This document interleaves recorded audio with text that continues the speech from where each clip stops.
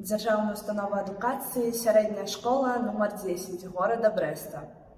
Агрэнич Сафія, 10 Б клас.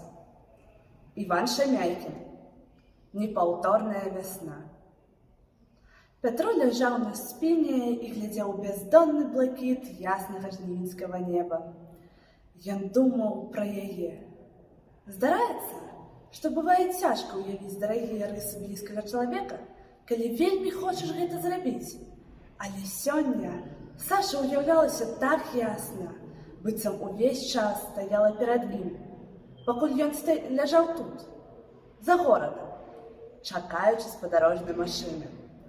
Можа, праз гэта хлопец і не надта спяшаўся хутчэй дабрацца да месца.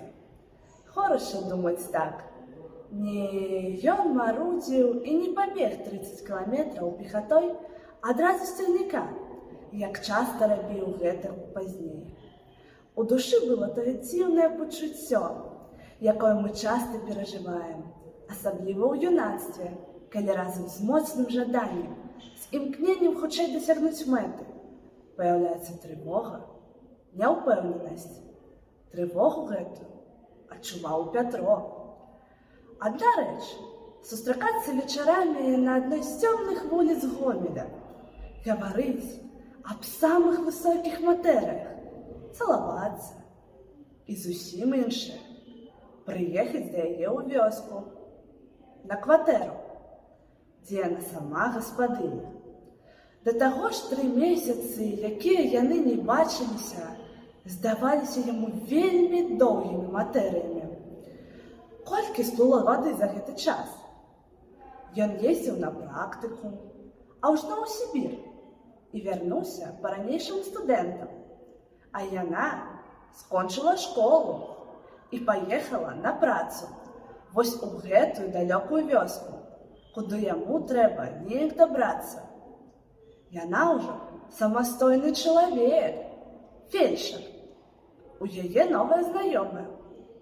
Колькі ў вёсцы настаўнікаў і іншых хлопцаў. Непрыемнае пачуццё запякло ў грудзях. Наіўнае і страшэннае пачуццё беспадстаўнай рэўнасці.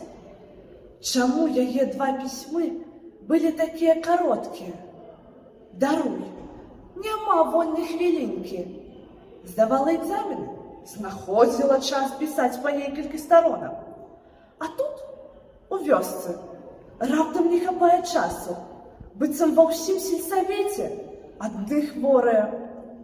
Праўда, яна сама яго запрасіла ў апошнім пісьме прыехаць у госці. Але якое гэта запрашэнне? Адзін сказ у канцы, як бы між іншым, для ветлівасці. Можа, спадзявалася, што ён не адважыцца прыехаць.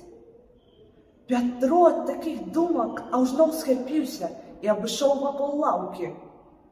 Ён пачаў думаць аб той нечуванай у гісторыі чалавецтва страшэннай помсце, якую ён здзейсніць, калі, не дай Божа, яна здрадзіць яму.